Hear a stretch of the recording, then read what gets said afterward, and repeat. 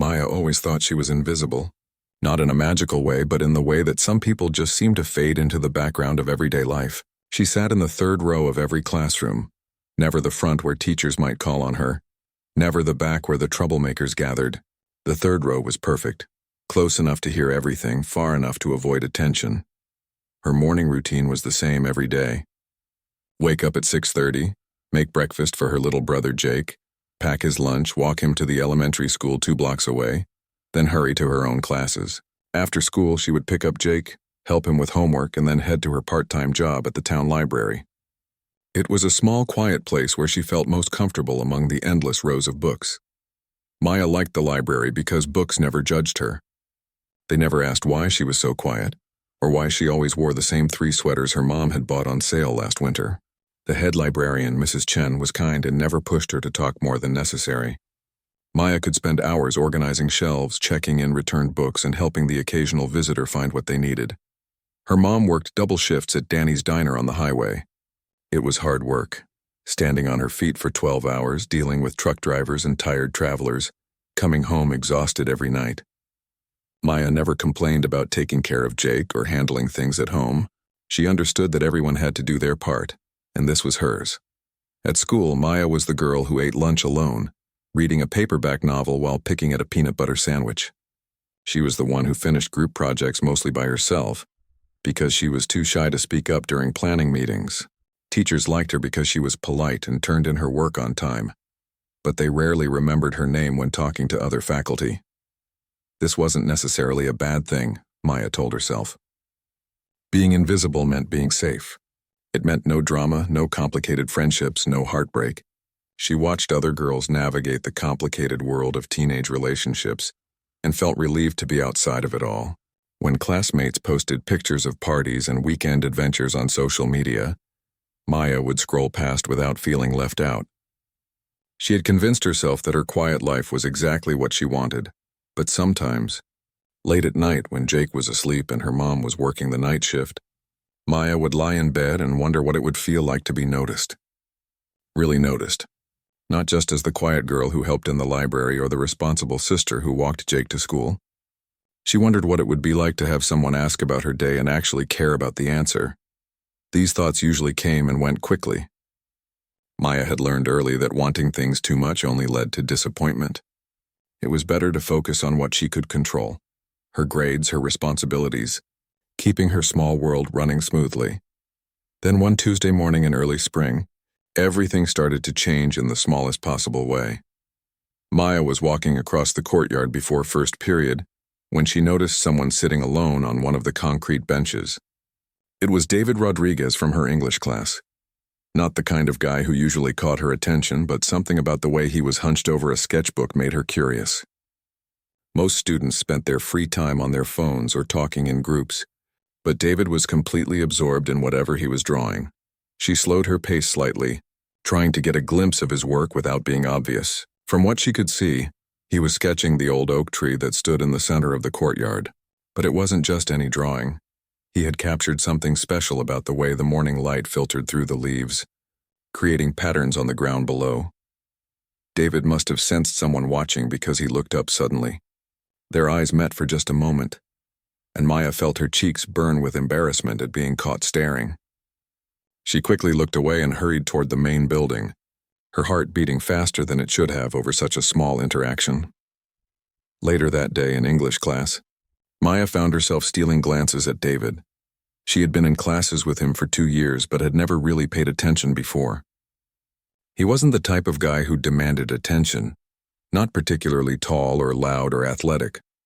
He had dark hair that always looked slightly messy, wore simple clothes that were clean but not fashionable, and had a habit of doodling in the margins of his notebooks during lectures. What struck Maya most was how he seemed comfortable being alone. Unlike her, who felt invisible out of necessity, David appeared to choose solitude. During group discussions, he would listen carefully to what others said before offering thoughtful comments that showed he had been paying attention. He never tried to dominate conversations or show off, but when he spoke, people seemed to actually hear him. After class, Maya was gathering her books when she noticed a small piece of paper on her desk. It was a simple pencil sketch of a bird perched on a branch, drawn with careful attention to detail. The bird's eyes seemed almost lifelike, and Maya could practically feel the texture of its feathers just from looking at the drawing. She looked around the classroom, but David had already left.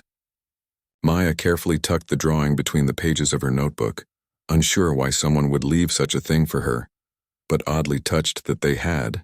It was the first time in a long time that someone had given her something, just because they wanted to, with no expectations in return. That evening at the library, Maya found herself thinking about the drawing instead of focusing on her work.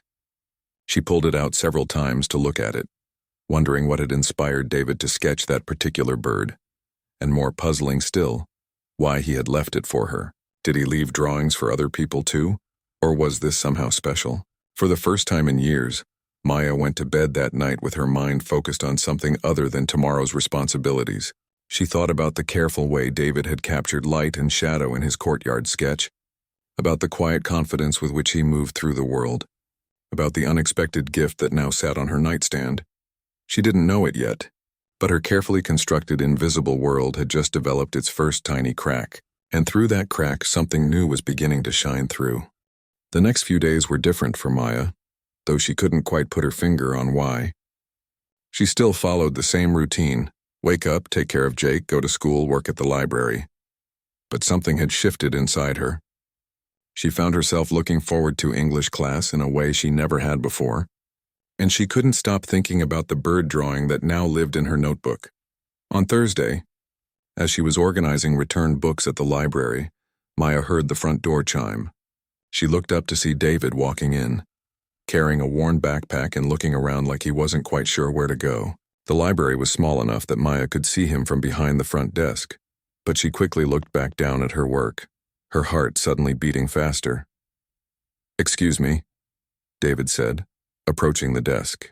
His voice was quiet but clear. "Do you have any books on art techniques? Like drawing and sketching?" Maya looked up, trying to appear casual even though her hands felt slightly shaky. "Yes, they're in the back section. I can show you." She led him through the narrow aisles to the art section, very aware of his presence beside her. Up close, she noticed things she hadn't seen in the classroom. A small scar above his left eyebrow, the way he walked with his hands in his pockets, how his eyes seemed to take in everything around him. "Here they are," Maya said, gesturing to a shelf that held maybe 20 books on various art topics. "Are you looking for anything specific?" David studied the selection for a moment. "I'm trying to get better at drawing people," he said. "Faces are really hard. I can draw trees and buildings okay, but faces—" He shrugged with a small smile. Without thinking, Maya reached for a book she had looked through many times during quiet afternoons. "This one is really good," she said, pulling out a guide to portrait drawing.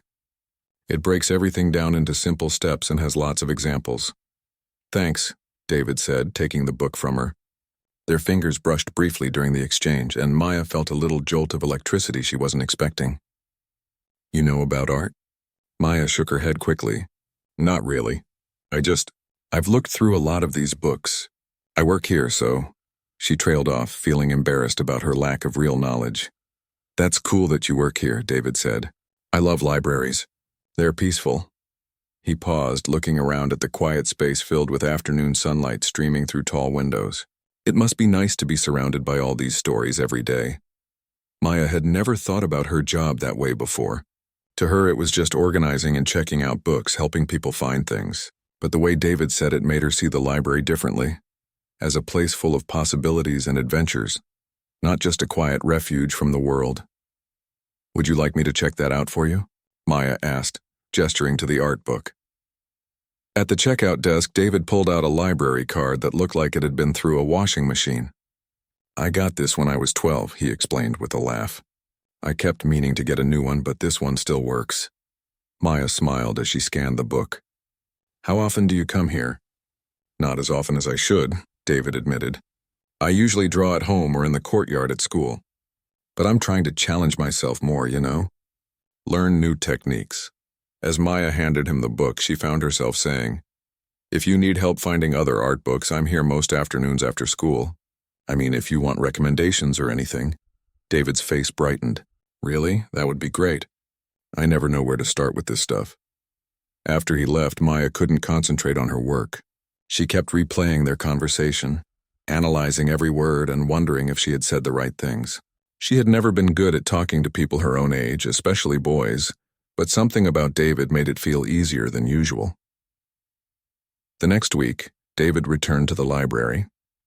This time he seemed less uncertain, walking directly to Maya's desk with a confidence that surprised her. "The book you recommended was perfect," he said, setting the returned book on the counter. "I actually managed to draw a decent portrait of my little sister. She said it looked like her and not like an alien, which is progress." Maya laughed, actually laughed out loud, which was rare for her. "That's a good review from a sister." "The best kind of honest critic," David agreed. "Do you have any siblings?" "A younger brother, Jake. He's 8. Maya found herself talking without the usual hesitation. "He's always asking me to help him draw dinosaurs, but I'm terrible at it." "I could show you some tricks sometime," David offered. "Drawing dinosaurs is actually fun once you get the basic shapes down." Maya felt a flutter of something she couldn't quite name. "Really? You wouldn't mind?" "Not at all. I like teaching people things. It helps me learn better too." They started meeting at the library twice a week. David would check out art books, and Maya would help him find new ones. Gradually, their conversations grew longer and moved beyond just books. Maya learned that David lived with his mom and grandmother, that his father had left when he was 10, and that art was his way of making sense of the world, when everything else felt complicated. David learned that Maya had been taking care of her family since she was 14, that she loved reading but had never thought about writing her own stories, and that she noticed small beautiful things that other people missed, like how the library's old wooden floors creaked in a musical pattern, or how dust particles danced in the afternoon sunbeams. One evening, as Maya was closing up the library, David was still there, working on a sketch at one of the reading tables. "Don't you need to get home?" Maya asked, though she wasn't eager for him to leave. "My mom's working late and my grandmother goes to bed early," David said. "I like it here when it's quiet. Do you mind if I stay until you're done?" Maya shook her head, surprised by how comfortable she felt with his presence. As she went about her closing routine, turning off computers, straightening chairs, checking that books were in their proper places, David continued drawing. The only sounds were the soft scratching of his pencil and the gentle hum of the building's old heating system. "What are you working on?" Maya asked as she finished her tasks. David looked up from his sketchbook. "Actually, I was drawing you." Maya's cheeks warmed. "Me?" "You have really expressive hands," David explained, not seeming embarrassed. "The way you handle books, like each one matters. And you get this focused look when you're concentrating. That's interesting to draw." No one had ever paid that kind of attention to Maya before. She didn't know whether to feel flattered or self-conscious. "Can I see?" she asked quietly. David hesitated for a moment, then turned the sketchbook toward her. Maya saw herself rendered in careful pencil strokes, not glamorous or dramatic, but real and thoughtful. He had captured something in her expression that she had never seen in mirrors or photographs, something that looked almost beautiful. "This is how you see me?" Maya asked, her voice barely above a whisper. David nodded. "This is how you are." For the first time in her life, Maya began to understand that maybe, just maybe, being invisible wasn't the same thing as being unseen.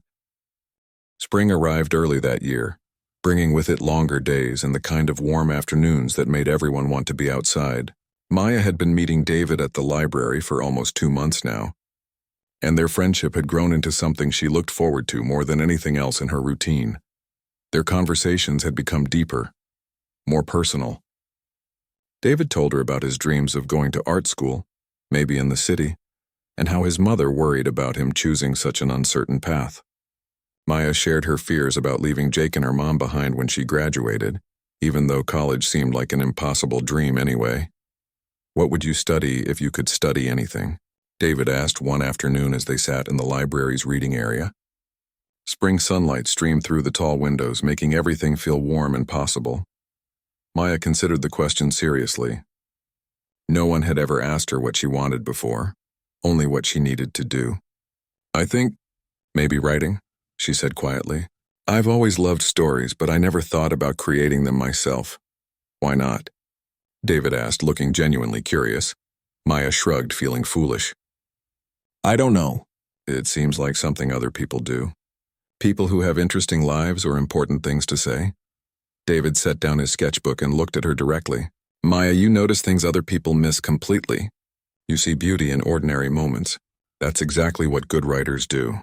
His words stayed with Maya for days. She found herself paying attention to her thoughts differently, wondering if the things she observed might actually be worth writing down. She started carrying a small notebook, jotting down fragments of conversations she overheard, descriptions of how the morning light looked on Jake's face when he was sleeping, the way her mother's hands moved when she was tired. As the weather grew warmer, David suggested they start meeting outside sometimes instead of always in the library. There's this old wooden bridge behind the school, he said. It goes over the creek. It's really peaceful there. Maya felt nervous about changing their routine, but she agreed. The bridge was a 10-minute walk from the library, tucked away in a small wooded area that most students never bothered to explore. It was old and weathered, with railings worn smooth by years of weather, and it offered a perfect view of the creek below and the trees beyond. I come here sometimes when I need to think, David explained as they settled on the bridge, their legs dangling over the side. It's like being in a different world. Maya understood what he meant immediately. Sitting there, listening to the gentle sound of water flowing beneath them and watching the late afternoon light filter through new spring leaves, she felt further from her everyday worries than she had in years. They started meeting at the bridge twice a week, always on Thursdays after Maya finished at the library, and on Sundays when they both had free time. David would bring his sketchbook and Maya would bring whatever book she was reading. Sometimes they talked constantly, sharing stories about their families, their hopes, their fears. Other times they sat in comfortable silence, each lost in their own thoughts but somehow connected by the shared quiet. During one of these peaceful moments, David said something that surprised Maya completely. I used to think I was weird for preferring to be alone so much, he said, looking out over the water. But being alone with you doesn't feel like being alone. It feels like being understood. Maya's heart did something complicated in her chest. She knew exactly what he meant, but she had never heard anyone put the feeling into words before. I've always been afraid of wanting things too much, Maya found herself saying, because when you don't get them, it hurts. But lately I've been thinking that maybe some things are worth the risk. David turned to look at her, and Maya saw something in his expression she had never seen before. It was tender and serious and a little scared all at the same time. Maya, he said softly, what if you're one of those things that's worth the risk? Before Maya could think of a response, David had shifted closer to her on the bridge. He reached out slowly, giving her time to pull away if she wanted to, and gently touched her cheek with his fingertips. Can I tell you something? He asked, his voice barely above a whisper. Maya nodded, not trusting herself to speak. From the first day I saw you in the library, I thought you were beautiful. Not just pretty, but beautiful in a way that made me want to know what you were thinking about. And the more I got to know you, the more beautiful you became. Maya felt tears prick at her eyes, but they were good tears. No one had ever spoken to her like this before, like she was something precious and worth cherishing. I've never felt important to anyone before, she whispered back. You're important to me, David said simply. You're the most important person in my world right now. The sun was setting, painting the sky in shades of pink and gold that reflected in the creek below. Maya could hear birds calling to each other in the trees, the gentle splash of water against the bridge supports, the sound of her own heartbeat in her ears. David leaned closer, his forehead almost touching hers. Maya, he said, and her name sounded different when he said it, like it meant something special. Yes? She breathed. Instead of answering with words, David closed the small distance between them and kissed her. It wasn't like the hurried, clumsy kisses Maya had imagined from watching movies or reading books. This kiss was slow and gentle and deliberate, like David was trying to tell her something important without using words. His lips were warm and soft, and he kissed her like she was something delicate and valuable that he didn't want to break. Maya felt something inside her chest unfold like a flower opening to sunlight. All her life she had made herself small, tried to take up as little space as possible, convinced herself that being invisible was safer than being seen. But in that moment, being kissed so tenderly by someone who truly saw her, Maya felt herself expanding. She felt worthy of gentleness, deserving of care, beautiful enough to be chosen. When they finally pulled apart, David rested his forehead against hers, both of them breathing a little unsteadily. "Was that okay?" he asked, his voice uncertain. Maya smiled, really smiled, in a way she couldn't remember doing in years. "That was perfect," she said. As they sat there on the old wooden bridge watching the stars begin to appear in the darkening sky, Maya realized that something fundamental had changed inside her. For the first time in her life, she felt seen, chosen, and cherished. She felt like someone worth loving. The quiet girl who had spent years making herself invisible had just discovered what it felt like to be found. The days following their first kiss felt like Maya was living in a completely different world. Colors seemed brighter, conversations felt more interesting, and for the first time in years, she woke up excited about what the day might bring. She caught herself smiling at random moments. While organizing books at the library, walking Jake to school, even during boring math class. David had texted her that night after they parted ways at the bridge. Just a simple message that said, "Thank you for today. Sweet dreams, Maya." She must have read those 7 words 20 times before falling asleep, her phone clutched in her hand. At school the next day, everything felt different.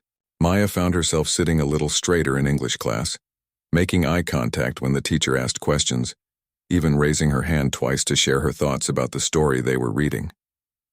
When David smiled at her from across the room, she felt brave enough to smile back without looking away immediately. "Maya Rodriguez," Mrs. Patterson said after class, using Maya's full name in a way that made her pay attention. "Your insights about the main character's internal conflict were very thoughtful. Have you considered joining the creative writing club?" Maya felt her usual response forming. A polite decline, an excuse about being too busy, a retreat back to invisibility. But then she remembered David's words about her noticing things that others missed, about having something important to say. Maybe, Maya heard herself saying. "When do they meet?" Mrs. Patterson's face lit up. "Wednesdays after school in room 204. We'd love to have you." Walking out of the classroom, Maya felt like she was floating. She had just committed to something new, something that wasn't about taking care of others or fulfilling responsibilities, something just for her. At the library that afternoon, she could barely contain her excitement when David arrived for their usual meeting. "I joined Creative Writing Club," she announced. Before he had even sat down, David's face broke into the biggest smile she had ever seen from him. "Maya, that's amazing. What made you decide to do it?" "You," she said simply, and then felt her cheeks warm at her own boldness. "I mean, the things you said about me noticing things, about having something to say. I thought maybe you were right." David reached across the table and took her hand, intertwining their fingers. "I am right. You have so much to offer, Maya. I'm proud of you for seeing it too." The Creative Writing Club meeting was terrifying and wonderful at the same time. There were only 8 students, including Maya, and the teacher, Mr. Kim, had them do writing exercises and share their work. When it came time for Maya to read her piece, a short description of the library at closing time, her voice shook so badly she could barely get the words out. But something magical happened. The other students listened, really listened. And when she finished, a girl named Alex said, "That was beautiful. You made me feel like I was there." Maya walked home that day feeling 10 feet tall. Her relationship with David continued to grow in small, meaningful ways. They spent more time at their bridge, talking about their dreams and fears, sharing gentle kisses that made Maya feel cherished and special. David taught her basic drawing techniques, showing her how to see shadows and light, how to capture the essence of something rather than just its surface details. Maya started writing more seriously, carrying her notebook everywhere and filling it with observations, character sketches, and short stories. David would read her work and offer thoughtful feedback, always encouraging her to dig deeper, to trust her instincts. "You have this gift," he told her one Sunday afternoon as they sat by the creek. "You see the emotional truth in ordinary moments. That's what the best writers do." Maya was changing in other ways too. She spoke up more in class, not just in English, but in history and even science. She made tentative friendships with 2 girls from Creative Writing Club, who invited her to eat lunch with them sometimes. She applied for a part-time job at a bookstore that paid better than the library, even though the idea of change scared her. But perhaps the biggest change was at home. Maya had always been the responsible one, the caretaker, the one who never caused problems. Now she found herself having conversations with her mother that went beyond scheduling and logistics. "You seem different lately, Mija," her mother said one evening as they washed dishes together. "Happier, more present." Maya considered how to explain what she was feeling. "I think I'm finally figuring out who I am," she said carefully. "Not just who I need to be for everyone else." Her mother studied her face, and Maya saw understanding there. "That boy you've been spending time with, David, he's a good influence?" Maya nodded. "He helps me see myself differently. Better." "Good," her mother said, squeezing Maya's shoulder. "You deserve someone who sees how special you are." Maya had also started having real conversations with Jake about his own dreams and interests. Not just helping him with homework and making sure he was fed and clean. She discovered he was fascinated by dinosaurs not just because they were big and scary, but because he loved learning about how scientists could piece together entire worlds from just a few fossilized bones. "That's kind of like what writers do," Maya told him one afternoon. "We take small details and use them to build whole stories." Jake looked at her with new interest. "Are you a writer now, Maya?" "I'm learning to be," Maya said, and realized as she said it that it was true. The changes weren't always easy. Sometimes Maya felt overwhelmed by all the new experiences, all the ways her world was expanding. There were moments when she wanted to retreat back to her old invisible life where everything was predictable and safe. One evening at the bridge, she confessed these fears to David. "Sometimes I feel like I'm becoming someone I don't recognize," she said. "What if I change too much? What if I lose who I really am?" David was quiet for a moment, watching the water flow beneath them. "Do you remember that first bird drawing I left on your desk?" he finally said. Maya nodded. "I drew that bird because I saw something in you that reminded me of it. Birds spend part of their lives in eggs, safe and protected, but eventually, they have to break out of that shell to become what they're meant to be. The shell isn't who they are. It's just what was protecting them until they were ready to fly." Maya felt tears prick at her eyes, but they were good tears. "So you think I'm becoming more myself, not less?" "I think you're becoming who you always were inside," David said, taking her hand. "The shell was just hiding it from everyone, including you." As spring moved toward summer, Maya reflected on how much her life had changed. She was still responsible, still caring, still thoughtful, but now these qualities felt like choices rather than obligations. She still loved quiet moments and peaceful spaces, but she no longer used them to hide from the world. Most importantly, she had learned that being loved, really seen and cherished by someone, didn't make her smaller or weaker. Instead, it had given her the courage to become bigger, braver, more fully herself. The quiet girl who had once believed she was invisible had discovered that she had been luminous all along. She just needed someone to help her learn how to shine. Senior year arrived like a door opening to a room Maya had never seen before. Everything felt possible now in ways that would have terrified her just 1 year earlier. The girl who had once made herself invisible was now someone others noticed, not because she was trying to stand out, but because she had finally learned to stand up. The creative writing club had become one of Maya's favorite parts of the week. Under Mr. Kim's gentle guidance, she had written her first complete short story, a piece about a library that came alive after closing hours. When she read it aloud to the group, her voice was steady and confident. The story was later selected for the school's literary magazine, and seeing her name in print felt like discovering she could fly. "I'm so proud of you," David said when the magazine came out. They were sitting at their bridge, sharing a bag of chips and watching Jake skip stones in the creek below. David had started including Jake in some of their weekend adventures, teaching him to draw and patiently answering his endless questions about art techniques. "I never thought I'd see my writing in a real publication," Maya said, still amazed by the small miracle of it. "This is just the beginning," David replied, and Maya believed him. For the first time in her life, she could imagine a future filled with possibilities rather than just responsibilities. College applications had once seemed impossible, but with encouragement from her teachers and David's support, Maya applied to 3 universities with strong writing programs. She also applied for financial aid and scholarships, no longer assuming she wasn't worthy of assistance. When the acceptance letters started arriving in spring, Maya cried, not from sadness, but from joy she hadn't known she was capable of feeling. The state university offered her a partial scholarship and a work-study position in their writing center. It wasn't a full ride, but it was enough. Maya would be able to go to college and study what she loved while still helping her family financially. Her mother cried too when Maya showed her the acceptance letter. "Mija, I always knew you were special," she said, holding Maya tightly. "I just wanted you to know it too."